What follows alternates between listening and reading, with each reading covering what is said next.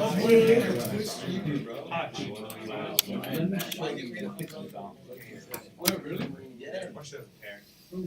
that. $100 I'm sick. When I worked an 8-hour shift at 11 an hour. Just like 3 days. Always had. Mine's about to come back. yeah, trying to do tax skill. I keep my taxes.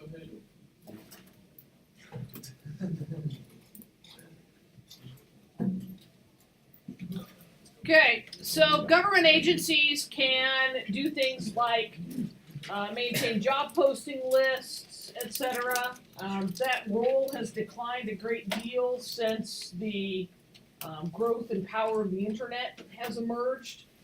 Government agencies are doing more to facilitate job training and that kind of thing, and work on developing programs to fill gaps in our human capital.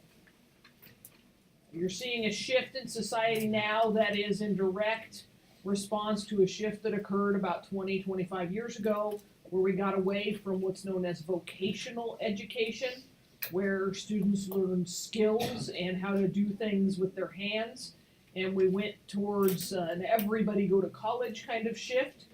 And now what our industry is finding is that they're lacking employees in the machining and steelworking industries, in auto care, and in the jobs that require physical manipulative skills rather than just brain power.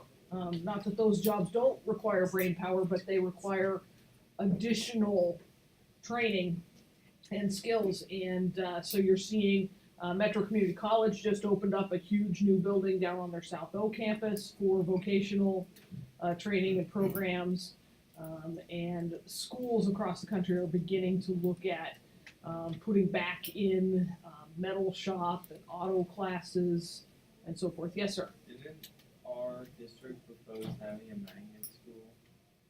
That would have been vocational education. Yeah. That was one of the things that was considered back when they started the visioning process 3, maybe 4 years ago, but it was found that that wasn't a direction that the district wanted to go. Okay, unemployment insurance goes to workers when they become employed. The interesting thing about unemployment insurance is that your current employer pays for it. So if they are the ones who terminate your employment,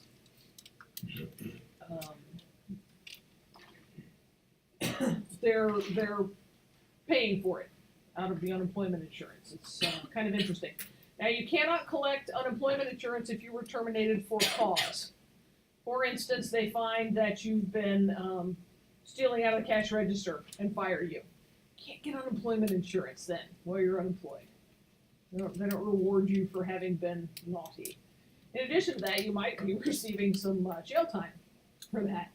If they fire you because you've skipped shifts, they fire you because you've been 20 minutes late to every shift and have shown up without pants on twice, you're not going to get your unemployment. Yes, sir? Couldn't they make something up like that so they didn't have to pay unemployment insurance? Well, they've already paid it in. It just comes out of what they've already paid in, and then they have to make up that deficit. And could they make something up like that? Well, you can certainly appeal it. Yeah, you can always appeal it. All right. We know economically, through our study of incentives, that the existence of unemployment insurance helps to increase the duration of frictional unemployment. If you had no support during your time being unemployed, if you were living solely out of your savings, people manage to find jobs that will do much faster than if they're receiving their unemployment insurance. Gives them more time to sit and wait to try and find that kind of perfect fit job. Because it is an incentive to keep waiting and keep looking. The number of people who find a job very close to the expiration of their unemployment insurance benefits is pretty impactful when you look at the data. You don't get the insurance once you found a job, duh. And so using up all of those benefits in search of the perfect job or the most desirable job or the most enjoyable job is something that many people actually do. Well, hello, sunshine. All right, there are benefits to unemployment insurance. It offers some income security. You don't end up having to take the very first terrible job that comes along. You don't have to be what our engineer yesterday who ended up working at McDonald's. The problem with discontinuing unemployment insurance is that people would take that very first job and then they would continue to look for a better job. It's a higher stressor. Sometimes people end up getting stuck in a job that is less desirable, at which they are less productive, etc. And the long-term impact to GDP could be recognizable. So when we look at structural employment, what's the W, what's the L? Wages and labor.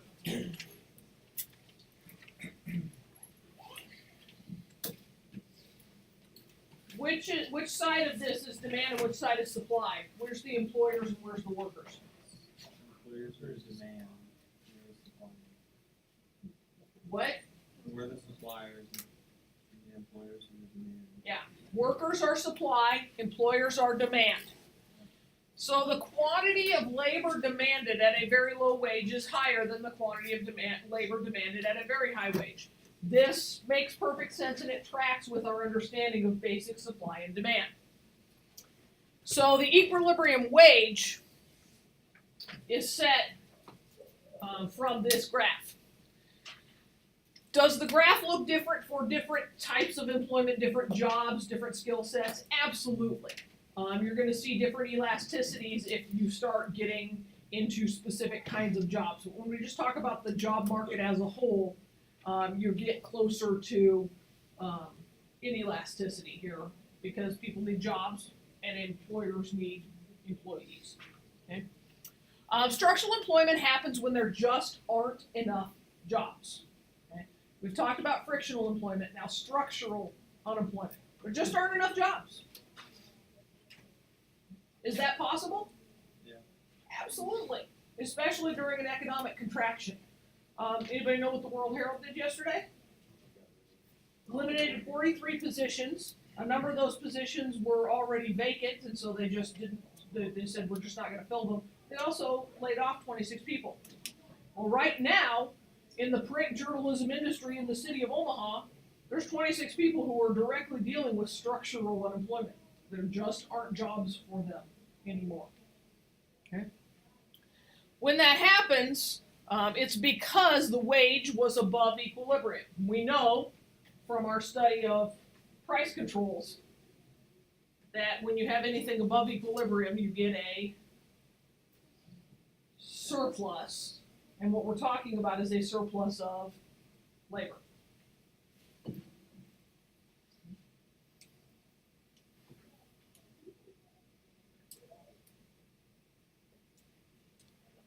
Now, there are three reasons for why we end up with a wage that exceeds the equilibrium.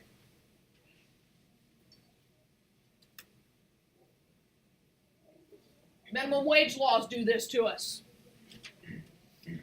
And we've talked about this a fair amount when we did price controls in the first semester, right? We talked about how minimum wage actually raises unemployment, how it particularly raises unemployment amongst those who would have minimum wage jobs like most of y'all. Why, how you lack the human capital, etc. Okay?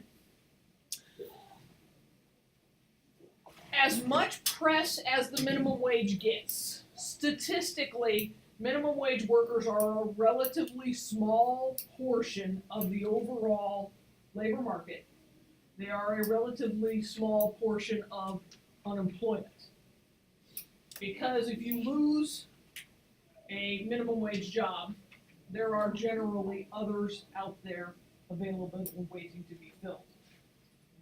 Even though we know that minimum wage should create unemployment, there are a large number of minimum wage jobs that are unfilled. Unions will raise the wage above equilibrium. You guys know what a union is from your study of history, correct?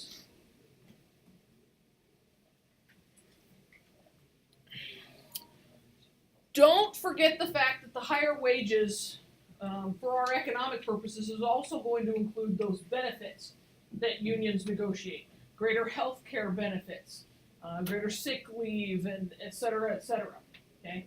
All of those factor into the cost of the employee. So when we think about wage, don't just think about the paycheck and the pay rate. Think about the overall cost per employee, okay? There's a big number for you, and it's part of the reason why employers hate unions.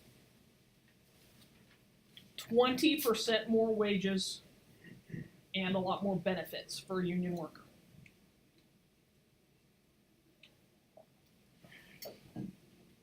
That's significant.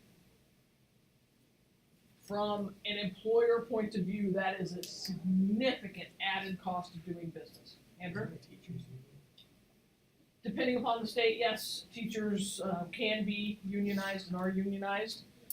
In the state of Nebraska, unions are allowed.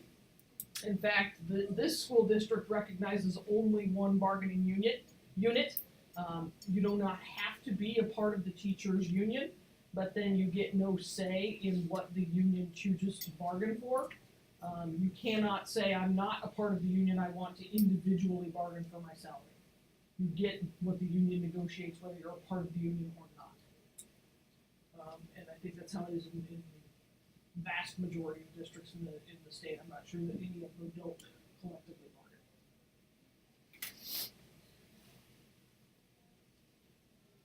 Are you a part of the union? I am. Since I'm not necessarily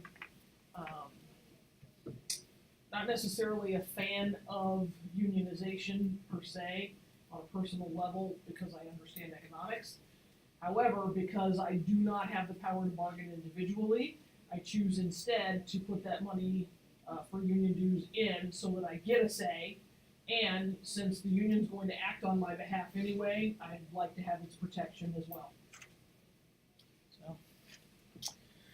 Okay, so when the wage gets above equilibrium, we know this, the quantity demanded falls, and we end up with surplus, and we have unemployment.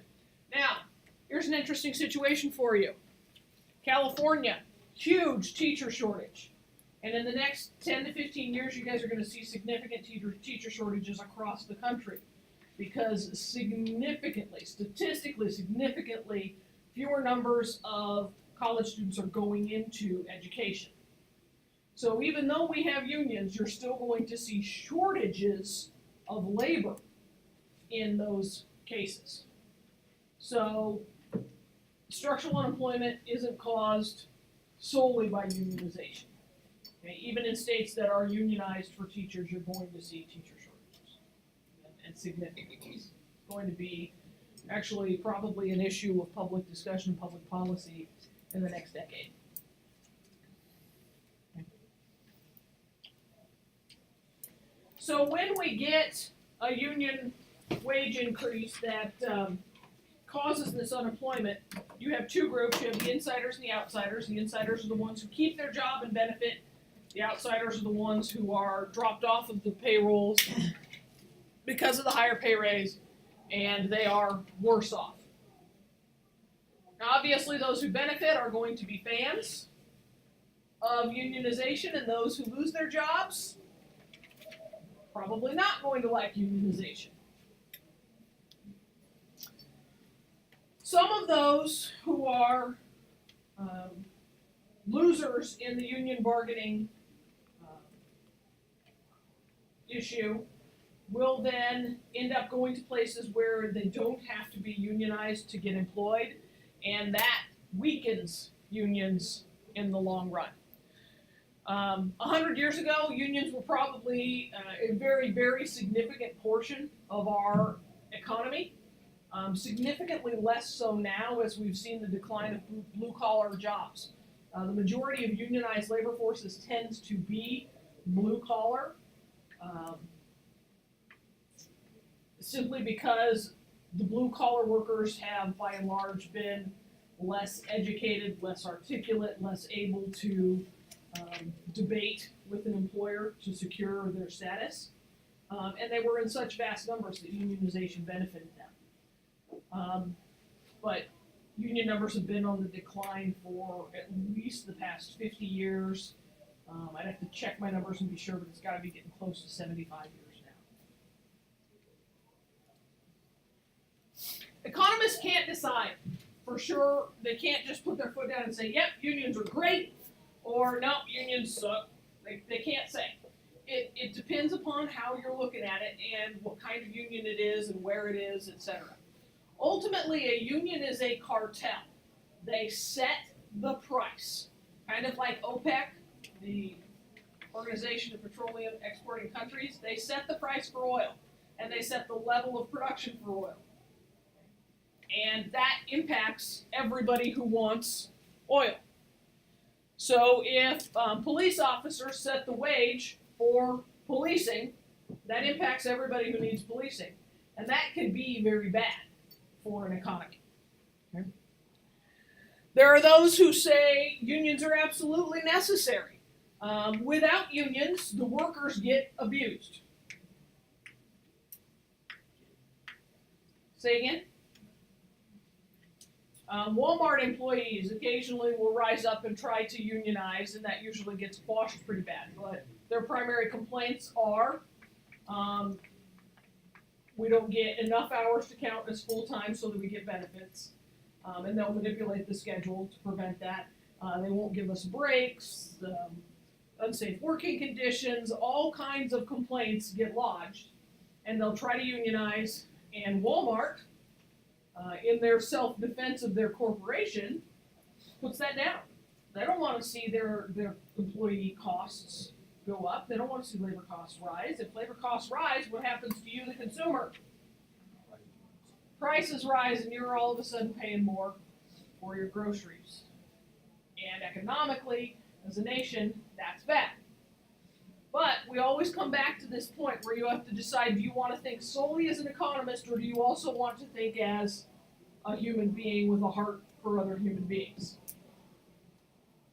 It's a personal decision you have to make. Okay. Efficiency wages could be the third reason why we have structural unemployment. We've blamed unions. What was our first reason? Minimum wage. Now we're going to talk about efficiency wages. There are companies that will say, all right, I can get plenty of employees at wage X, but I want those employees to be more productive, so I'm going to incentivize them, and they'll pay wage X plus 10%. Hot diggity. Except that has the same result as paying a minimum wage. At X plus 10%, lots more people want that job. And at X plus 10%, the company can't afford to pay lots more people to do that job. They can actually afford to pay fewer people, because the graph itself doesn't change just because the company pays more. Following, Nolan? I'm not sure I believe you. I do love that shirt, though. I'm a fan. All right. There's not generalized consensus about efficiency wage theory. Corporations sometimes have varying reasons for paying efficiency wages. In a place where the workers are poor and sick all the time, if you pay your workers more, they can eat healthier, they might be able to afford a healthier place to live, they can afford health care, etc. And so, by improving your workers' health, they're going to be at work more often, and they're going to be more productive while they're there. We've done this talking about being sick while you're at school thing, right? That's their reason. Worker turnover, especially if you have a job, you have a job to be filled where it's more than just put this screw in that hole and slide it on down the line. Put this screw in that hole and slide it on down the line. Put this screw in that hole and slide it on down the line. That anybody can do. How many of you have a 5-year-old cousin who can put that screw in that hole and slide it on down the line, right? But if there are 4 holes and 4 different size screws and you got to get the right screw in the right hole, and there's a time limit before you got to slide it on down the line, that requires a little more training. If then you also have to select the right nut to go on the correct screw and tighten it a little bit before you pass it on down the line, that's even more training. And so what happens is if you leave your wage at the bottom possible wage, people who have any opportunity to improve their circumstance are going to move on, and then all of a sudden you're retraining or training someone new to do that same job. And that becomes very costly because it takes an extra person to do that training, and productivity is decreased during that training period.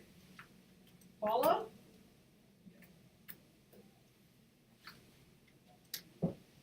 Worker quality. You're gonna get a higher quality employee when you pay them more.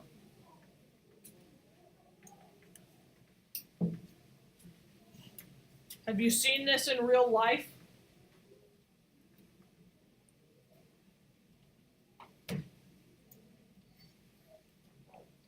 Workers and shirkers. Cleaners and leaners. You familiar with these co-workers? Hopefully you're the worker and not the shirker. Is being fired a good deterrent? Yeah. For some people, not for others. Sadly, it depends upon the individual, often depends upon their maturity, may depend hopefully upon what obligations they have. Part of the reason that teenagers tend to be minimum wage employees is because they are kind of notoriously unreliable. And why would you pay them more if they might not show up, if they might just quit tomorrow because their family's going on vacation, whatever. What'd you say, Gavin? I did that one. They wouldn't give me the time off. This one guy that was at my work, no one would cover his shift, so he just quit. And it was the day of, like, he was like, I don't feel good, can anyone cover my shift? And we're all like, me and this one girl are at school, and then these other 2 people already work. He's like, okay, left the group chat, quit. I was like, what? It's the way. Don't be like that. So if you elevate the wage being paid above the equilibrium, now we have a surplus of workers, right? And a shortage of jobs that can increase the incentive to not quit. Increase the incentive. That can increase the disincentive of quitting because it's not going to be as easy to find another job since there is a shortage of jobs and a surplus of labor. Make sense? Whereas if wages are just at the equilibrium, you just shift from one job to another. Practice time! Let's go. Don't blurt.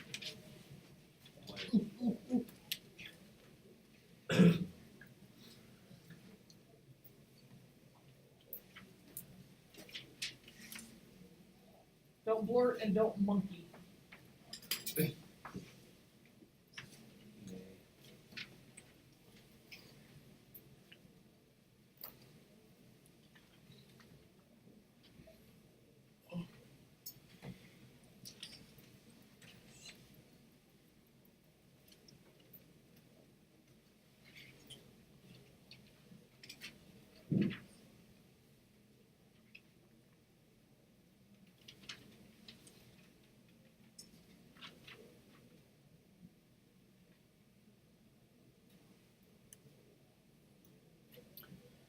how many of you think A will help reduce frictional unemployment? Wait a minute. Before we even do that, someone define frictional unemployment for me. Where a worker's looking for a job that's Okay? So, how many of you think A will help reduce frictional unemployment? How many of you think B will help reduce frictional unemployment? C? D? E? Okay, interesting.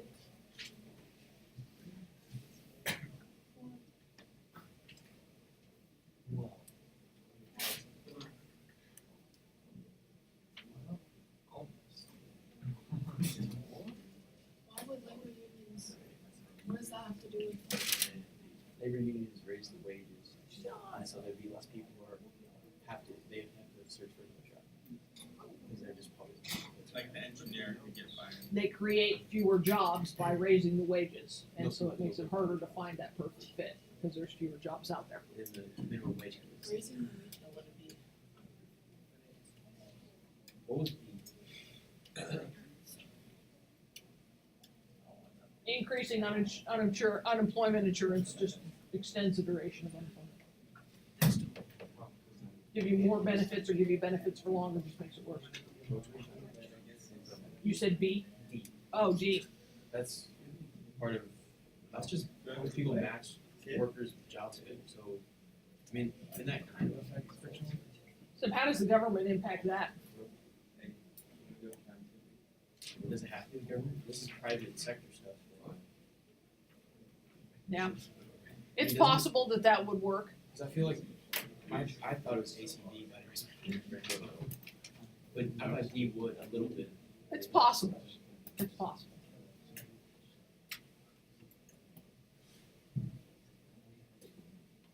Those of you who thought no to A and C were correct. That's what I told you.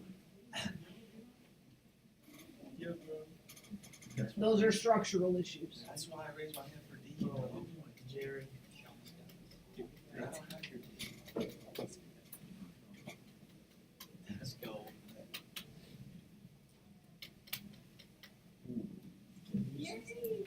Those are going to make things worse. Here we go. Here we go.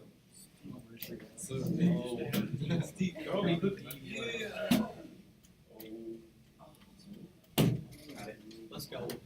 Escalate. They got one. Yeah, I was so confused for a second. Questions? You have to think hard about the difference between frictional and structural unemployment before you can evaluate the things to do to fix them. All right, so natural unemployment is frictional unemployment and structural unemployment. Now, frictional unemployment is where you're looking for that right fit. You're looking for the Goldilocks job. You know what I'm talking about if I say the Goldilocks job? Yeah. The job that's just right. Even if there's plenty of jobs, even if we have a surplus of jobs out there, frictional unemployment is gonna happen. Okay. Structural unemployment is when we've got the wage above equilibrium, and there's just not enough jobs out there. We talked about the 4 possible causes for getting the wage above equilibrium, and we're going to talk about unemployment cycles as we get further into macro.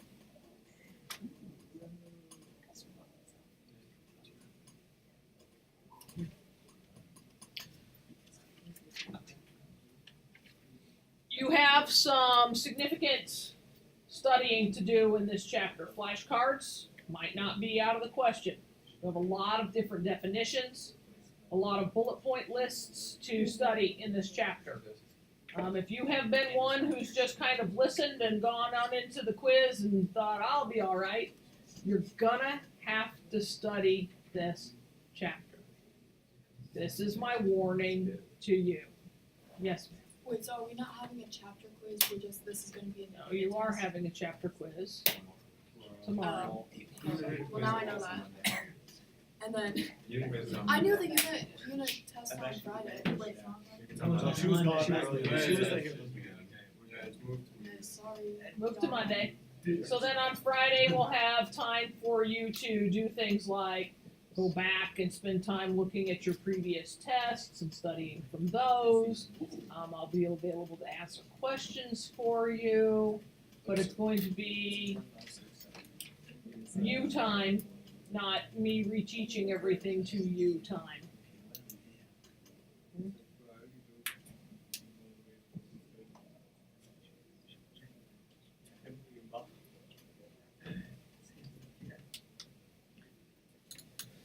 The end, and they lived happily ever after. What big topic? Wait, what?